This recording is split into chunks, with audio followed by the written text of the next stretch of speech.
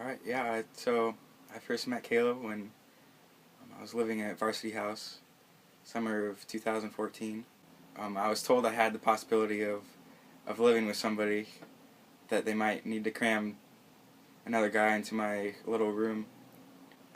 But I was thankful when I heard that this guy that was coming was living across the hallway.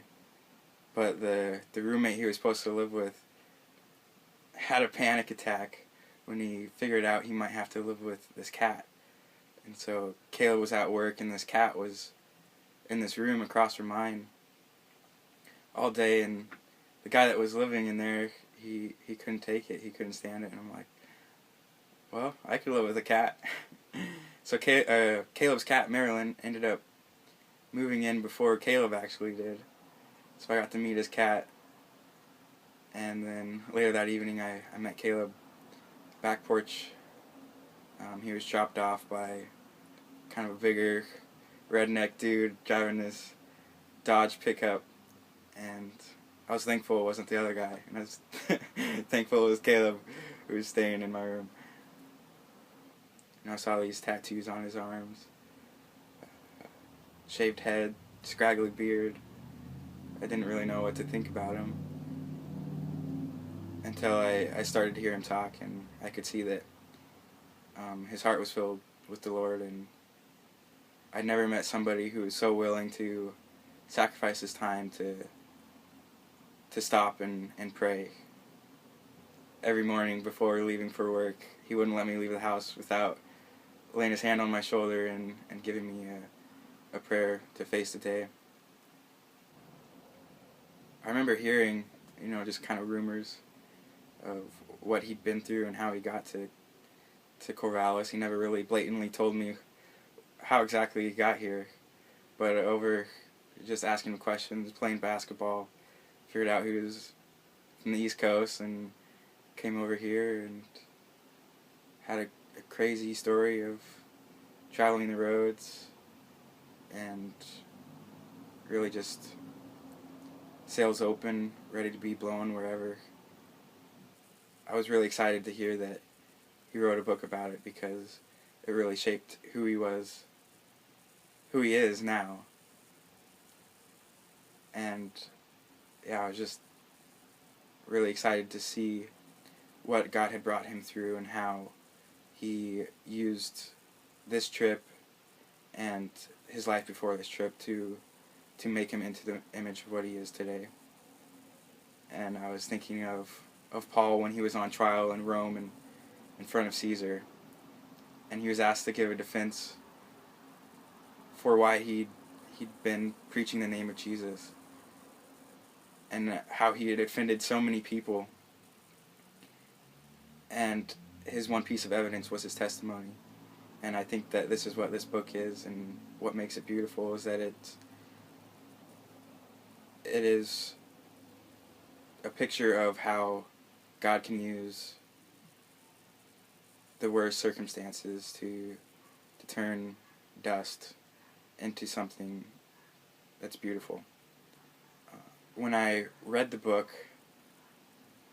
it was really difficult, because I was jumping in and relating to the life of Caleb before I had first met him,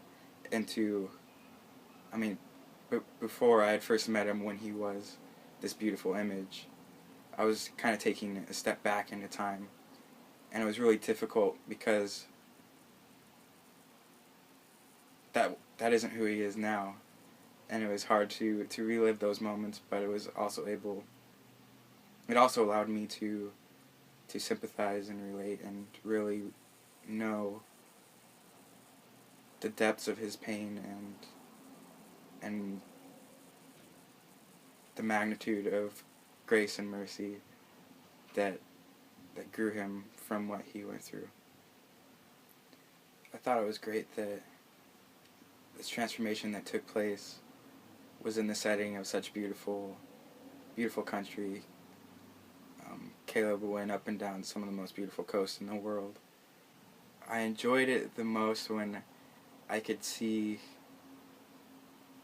that Caleb was seeing his situation for the bigger picture, seeing how God was working and asking questions, being confused, and then being able to tie that into who he is today and seeing those specific times when God was reaching through his circumstances and really being intimately involved in his shaping.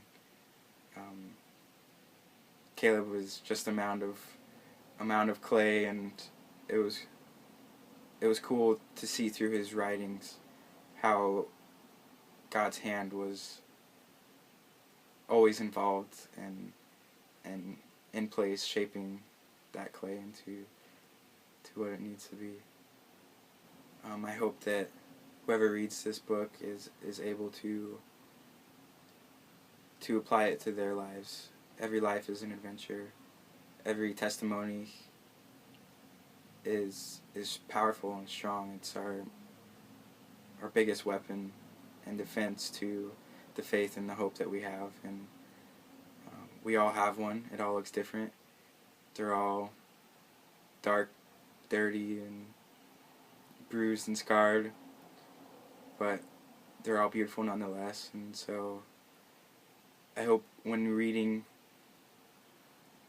though it seems like these wounds are fresh, they're healed over, and yeah, I pray that the people that read this see that their wounds are healed over too, if they allow themselves to believe it and really see themselves through the light of God's truth and who he calls us, and we are his children, and Jesus was beaten so that we could be healed and died so that we can live. And yeah, I hope that this can just be proof of that.